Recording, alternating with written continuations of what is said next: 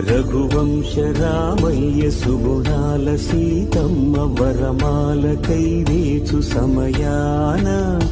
శివధనువు విరిచాకె వధువు మది గెలిచాకె మోగింది కళ్యాణ శుభవీణ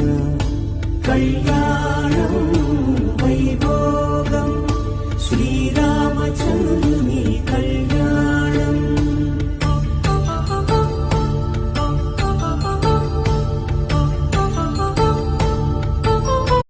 సీతకి రాముడే సొంతమయ్యే చోటిది